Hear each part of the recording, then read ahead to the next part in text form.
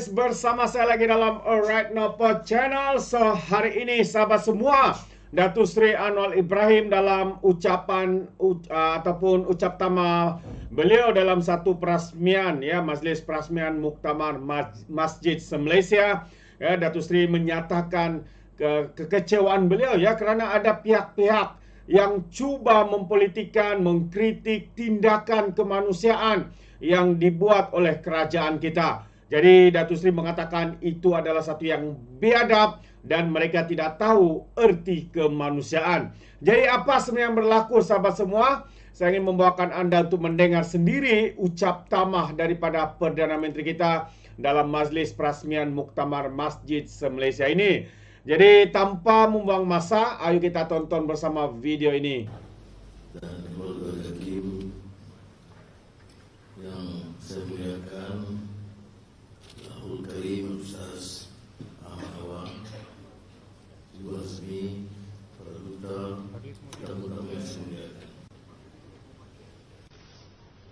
Kita bersyukur kepada Allah SWT terdapat bersama dalam majlis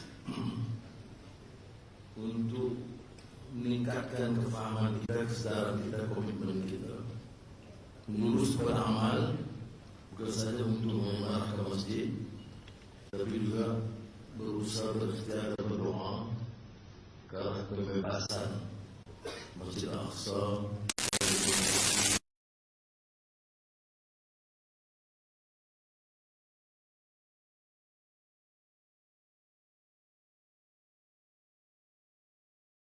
Mulakan relatif 2 Oktober. Kita mulakan dengan pembentukan negara haram Israel 1948.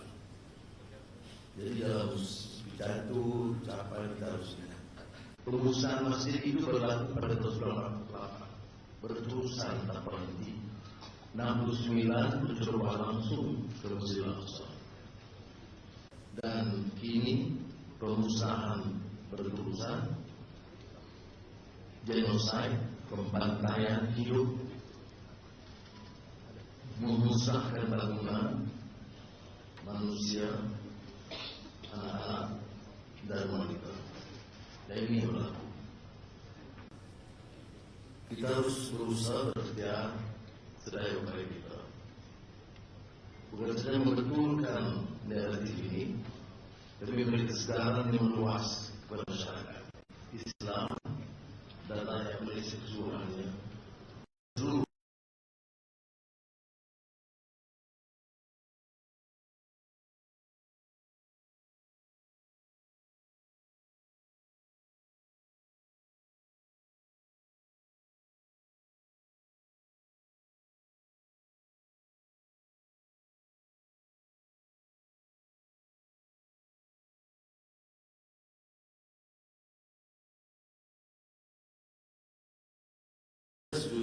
Petang tersebut menghubungi wakil Ketua Hamas. Ketua Hamas tak dapat dihubungi di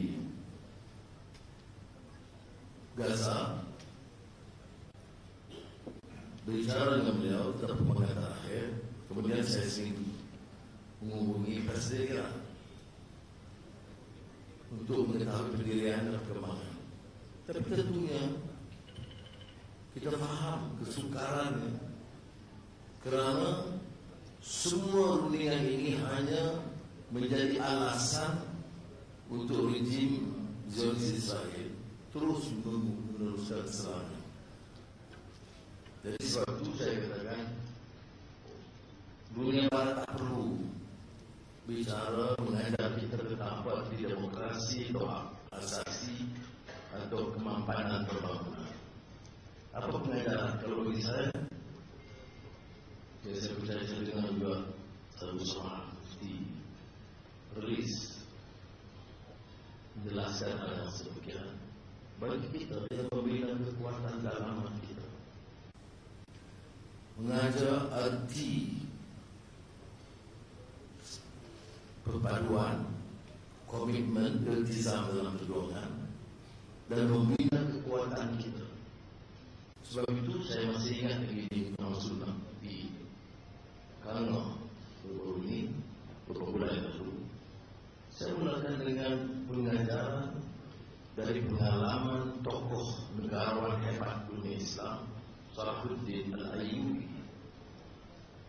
Ini yang kita harus perhatikan.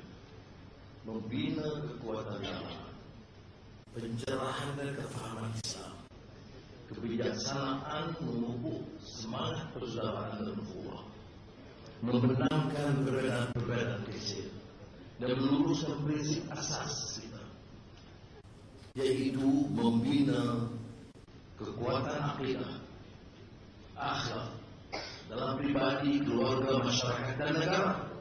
Dan masa itu kita banggakan konsep falsafah negara madani, karena memasukkan apa yang kita anggap tempang dalam pemahaman kita perempuan, yaitu soal nilai, soal akhlak, soal manusiawi, kemanusiaan, soal karamah insaniyah. Itu yang kita perhatikan. Karena dengan kekuatan itu sahaja kita dibantu mengambil sikap pendirian yang konsisten. Saya akan punya pengalaman kita dari merdeka. Memang pendirian kita menyokong perjuangan rakyat Palestina. For the benefit of our foreign delegates, may I assert a view which has remained consistent. Malaysian government from the time of independence 1957 has consistently supported the Palestinian, the legitimate aspirations of the Palestinian people without doubt. What's lacking, of course, coherence and consistency. At times, pragmatic, practical considerations and the fear of superpower pressure have led us to compromise on some decisions. That's precisely the reason why we continue to engage and trade with Israel until we stop, the present government stopped shipping knives from our ports. A lesson has to be learned. The struggle against injustice, inhumanity, aggression, colonialism must be consistent and well understood, and not a political gimmick played around in terms of political aspirations, but not consistent in terms of their action. Of course, questions and criticisms have been raised. Why we still engage or trade with companies that have some interest in Israel?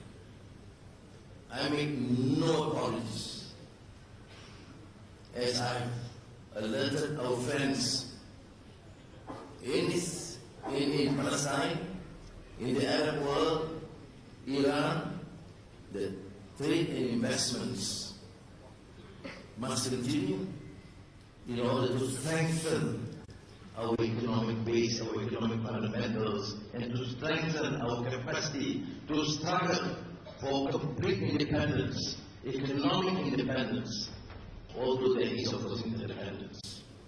Then only can we raise our standard of living, our capacity to be effective in the international community. Saya sebut ini tentang secara tuntas kita kadang-kadang terbuai dengan slogan yang lunak. Gunakanlah isu Palestin dan Gaza ini juga sebagai sepak terjang politik. Saya sebut di sini tidak mungkin begitu. Nyawa korban, kemusnahan berlaku saban hari. Tidak mungkin kita izinkan orang yang ada hati nurani menjadikan isu ini sebagai sepak mainan sepak terjang politik. Ia harus tuntas lakukan sedaya upaya menyelamatkan negara. Karena orang-orang paling kuat menjadi menentang kezaliman Israel masih mengizinkan perdagangan langsung dengan syariat Israel seperti berlaku dalam negara kita tercinta. Sebab itu di bawah kerajaan dan di bawah dalam Jemaah Menteri keputusan ini, dan sebulan suara Jemaah Menteri bersetuju menghentikan segala bentuk perdagangan manusia.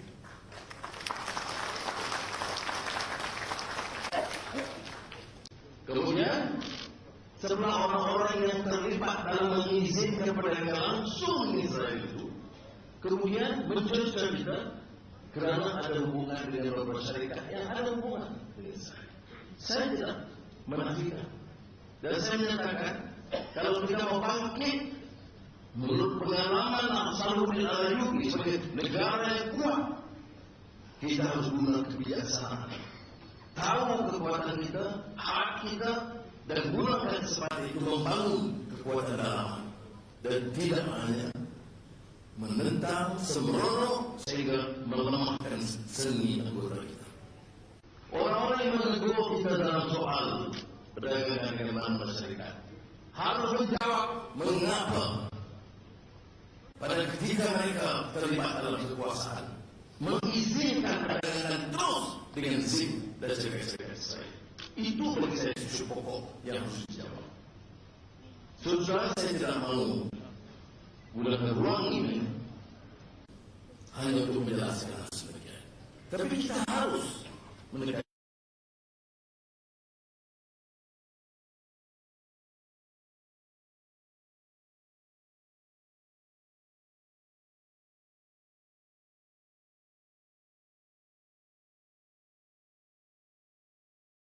Tapi beri ruang kepada kita untuk mengatur langkah sedaya upaya kita dengan bijaksana, dengan harapan insyaallah selamat dan tidak mengorbankan kepentingan negara.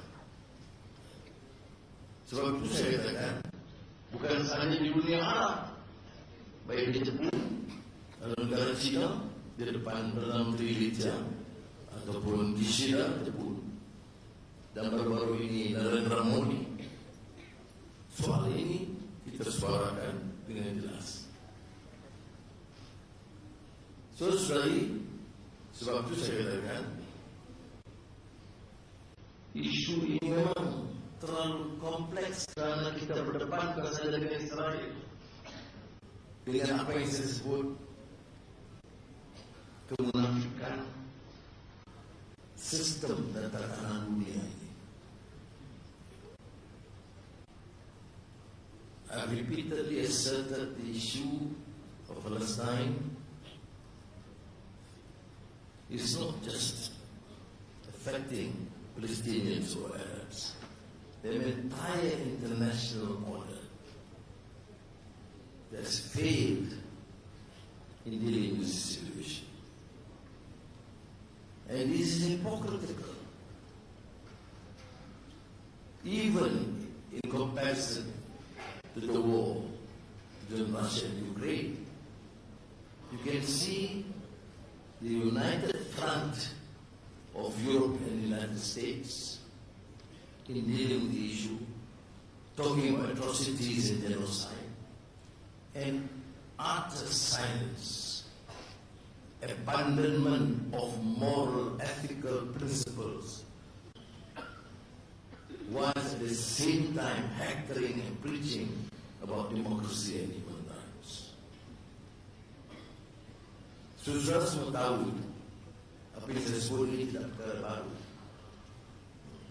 tetapi yang harus bukan saja mencuri perasaan kita, tapi meluruskan minda dan strategi pemikiran kita. Kita memilih, walaupun negara-negara ini termasuk Amerika Syarikat, kalau kita setuju satu negara Eropa, Jerman, tetapi kita masih memilih untuk mengekalkan hubungan diplomatik, meneruskan hubungan dagang dan pelaburan, dan menggunakan ruang itu berbicara dengan terang dan ikhlas. Itu beda. Tidak melutut pada mereka. Dan syukur alhamdulillah setakat ini kita belum melihat dampak yang negatif. Kerana mereka tahu kejujuran keikhlasan kita. sama ada depan Presiden Biden atau Olaf Scholz atau Kishida atau mana-mana lagi. Setakat ini, alhamdulillah, dengan mencatat pertumbuhan ekonomi yang melegakan 59%, ringgit yang tambah berkuatkan, dan pelaburan yang meningkat. Paling akhir, syarikat Amerika juga Amazon Web Services dengan jumlah pelaburan sangat tinggi, itu menunjukkan bahawa kita sementara terus dengan pendirian kita tidak mengambil sikap yang akan meruntuhkan kekuatan dalam hati kita. Dan mudah-mudahan dapat kita pertahankan. Selesai, saya dibacakan oleh Ustaz Awang tadi, dan saya ulangi ayat kita masjid. Kita bicara tentang mengimarahkan masjid, tapi kita berdepan dengan bukan usaha tindakan merobohkan masjid. Tuntutan kepada umat Islam itu innama ya'muru masajidallah, membina masjid. Kerana bina masjid itu sebagai asas dalam masjidul muslim ala taqwa untuk man amana billah wal yawmil akhir wa aqama shalah wa ata zakah. Saya masih ingat pesan Syekh Yusuf Al-Qaradawi dalam mengkaitkan di antara masjid, beriman kepada Allah dan membayar zakat, tanggung jawab kepada Allah dan tanggung jawab kemanusiaan, benteng pertahanan umat, terutama golongan fuqara wal masakin. Dan dia menyimpulkan satu penafsiran tentang perintah zaman Abu Bakar Siddiq radhiyallahu anhu, perang itu harus al-faqr. Ini kita kupas dari sudut akidah, kita kupas dari sudut keengganan bayar zakat, tapi tafsiran kupasan Syekh Qaradawi itu betapa pentingnya peranan zakat itu dikaitkan dengan iman dan mendirikan masjid, dan dikaitkan dengan institusi tunggal yang digunakan, dipertahankan, kerana suatu kekuatan negara Islam itu tidak mungkin kalau tidak diperjuangkan, dibela nasib golongan miskin dan fuqara, dan di antara institusi utamanya adalah zakat. Jadi membicara soal masjid ini sebenarnya membela secara umum, soal keimanan mereka, soal salat mereka, soal zakat mereka. Kerana kekuatan ini yang menyebabkan tertanam dan terpahat di sanubari kita. Wa rabbana ala qulubihim, terpahat dalam surah Al-Fatihah. Kekuatan sehingga tidak takut walam yakhsha illallah. Apakah mungkin kita bicara soal masjid yang disebut oleh Ustaz Awang tadi, meniupkan semangat baru, kesedaran baru, pencerahan yang boleh menjadikan majlis seperti ini meneguhkan iman, menyempurnakan ibadah asas dan jamaah, memperkuatkan institusi zakat, dan menanam dalam hati sanubari setiap umat tidak akan gentar dan takut walam yakhsha illallah, melainkan kepada Allah SWT, untuk menambat keyakinan pada diri mereka. Bagi saya, terutama kita di Malaysia, merantau, sementara berusaha sedaya upaya membantu, dan paling akhir membawa pesawat TUDM, membawa pesakit, anak-anak terutamanya dari Gaza, Palestin, untuk diberi rawatan di sini, dan usaha-usaha lain Sebahagiannya kita umumkan, sebahagiannya kita teruskan dengan kebijaksanaan kita. Saya harap akan mendapat kerjasama dan dukungan semua rakyat. Walaupun ada usaha-usaha tambahan kita untuk memberi kefahaman kepada rakan-rakan bukan Islam juga. Ada suara-suara di kalangan sebahagian kecil umat dan bukan Islam yang merintih. Semalam malam saya di Kuching, Sarawak, tapi oleh Majlis Sukan Negara Sukma, saya tidak berhajat untuk menjawab, tapi sebenarnya saya sangat terpanggil untuk menjawab salah satu telahan daripada salah seorang sarjana yang kebetulan bukan dari kelompok pemerintah, yang kononnya katakan kalau bawa rakyat Palestin jangan jejak ke bumi Sarawak. Itu pandangan yang paling apa istilahnya biadab, ya, tidak tahu arti kemanusiaan.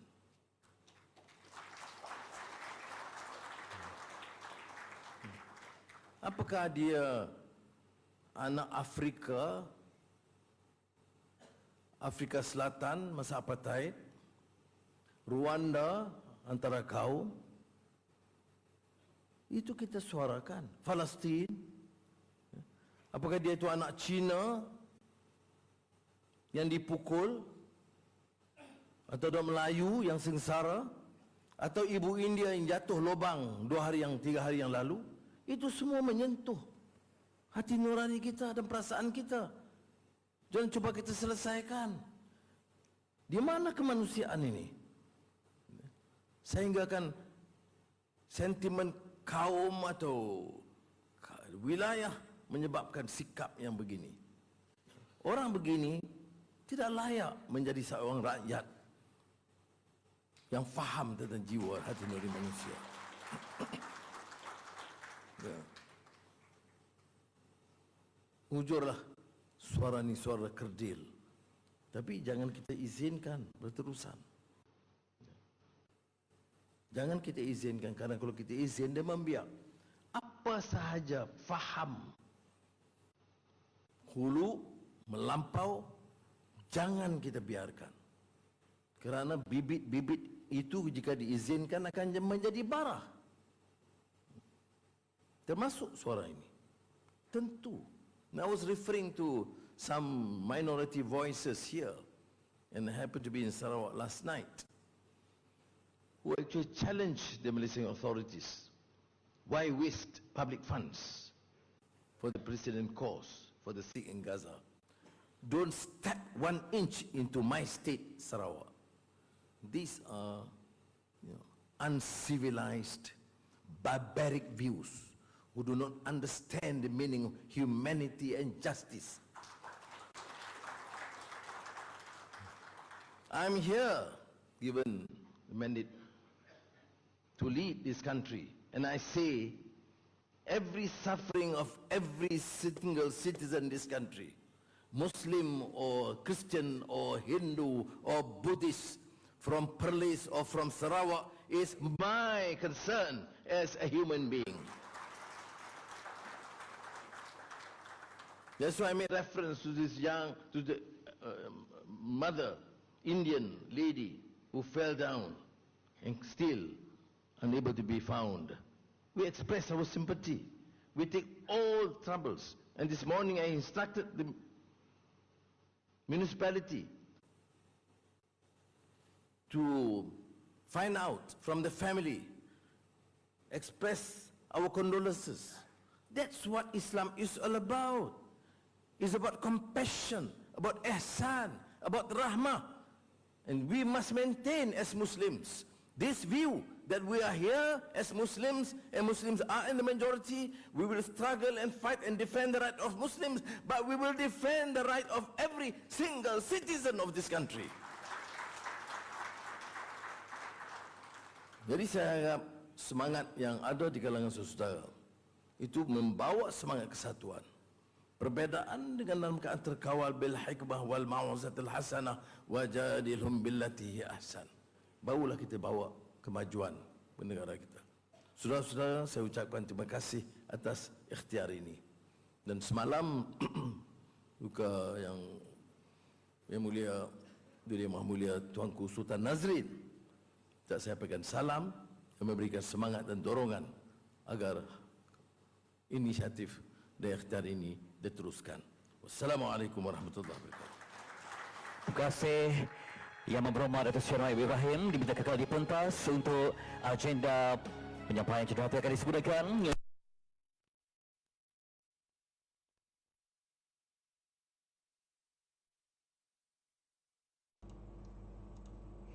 Alright, itu dia sahabat semua ucapan penuh daripada Perdana Menteri kita.